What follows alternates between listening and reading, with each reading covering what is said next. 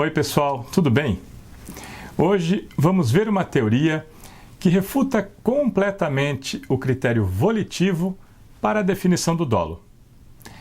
Ela não considera o que o sujeito quer e nem a sua atitude diante do risco. Quando eu expliquei a teoria volitiva da atitude perante o risco sério, eu fiz a ressalva de que quando a avaliação da seriedade do risco feita pelo sujeito fosse irracional, seria necessário substituir essa avaliação por uma outra, racional. E quem deveria fazer isso seria o julgador. Nessa teoria volitiva, essa substituição só seria cabível de forma excepcional e no caso específico em que a avaliação do sujeito fosse irracional. Bem, como acontece em praticamente todas as propostas teóricas, quando se identifica que uma teoria não é suficiente para solucionar todos os casos e que é preciso um critério adicional para o caso que não é abrangido pelo critério geral, a conclusão é que o critério geral não é correto. Porque se ele não é capaz de explicar todos os casos, é porque o critério é menos amplo que o objeto tratado.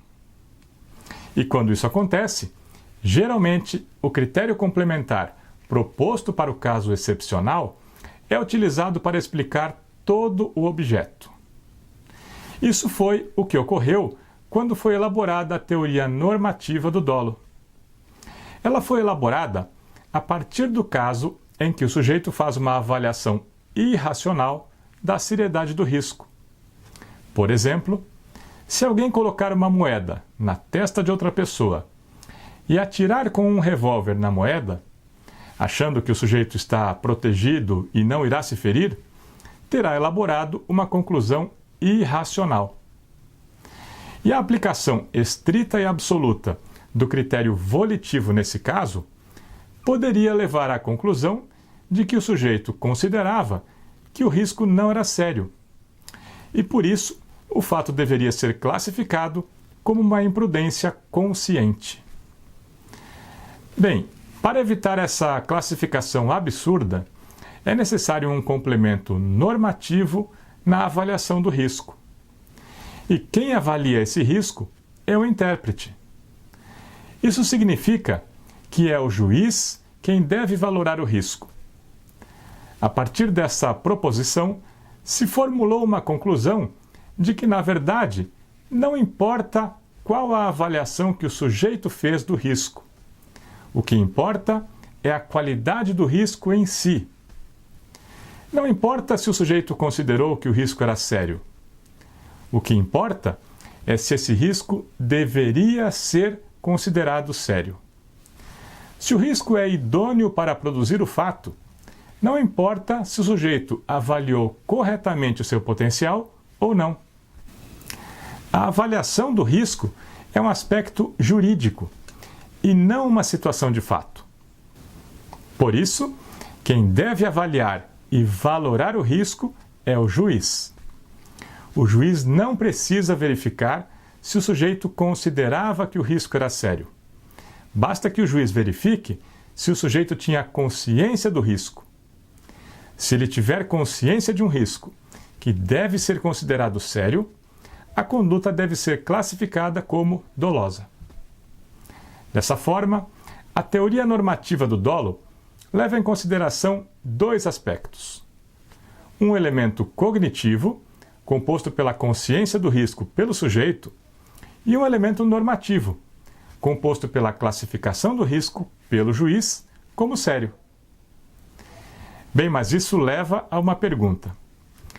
Qual deve ser o critério empregado pelo juiz para classificar o risco como sério? Existem duas propostas diferentes para definir esse critério. A primeira delas considera que o risco é sério quando ele está desprotegido. Isso significa quando não existirem contrafatores na situação concreta que possam controlá-lo.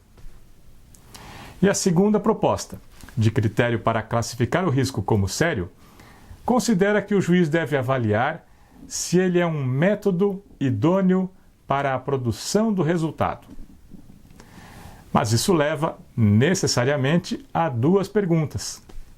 Primeiro, como avaliar se um risco está objetivamente protegido?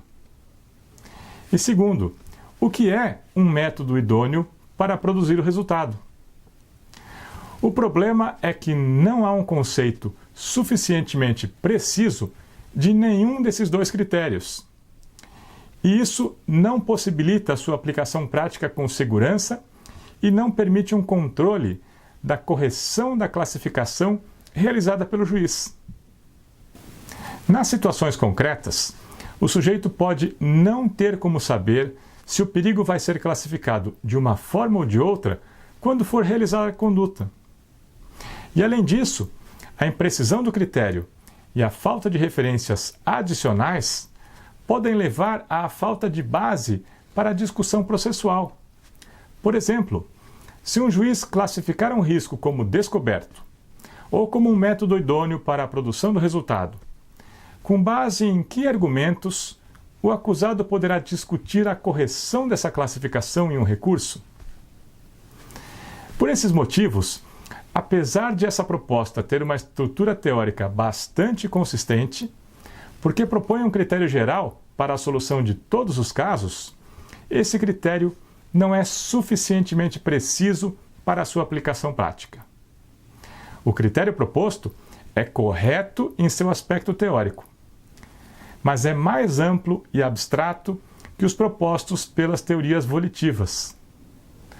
Por isso, diante do dilema das teorias do dolo entre o grau de correção teórica e a viabilidade prática de cada teoria, a teoria normativa tem maior consistência teórica, mas menor potencial de aplicação prática. Para que ela possa obter uma maior aceitação na prática jurídica, precisa propor soluções baseadas em critérios mais determinados. E esse é o desafio que os pensadores que adotam essa teoria têm que superar. Bem, pessoal, eu não vou analisar outros aspectos polêmicos da teoria normativa, porque a finalidade desses episódios é somente apresentar a estrutura básica de cada teoria do dolo para que vocês possam saber do que se trata. Quem quiser se aprofundar e conhecer melhor essas teorias, pode ler os textos que eu vou indicando como dicas de leitura nos meus posts. Então, hoje ficamos por aqui. Na próxima semana, vamos analisar uma teoria que propõe a definição do dolo com base no próprio conteúdo cognitivo da conduta, ou seja, com base no que o sujeito sabe. Até lá!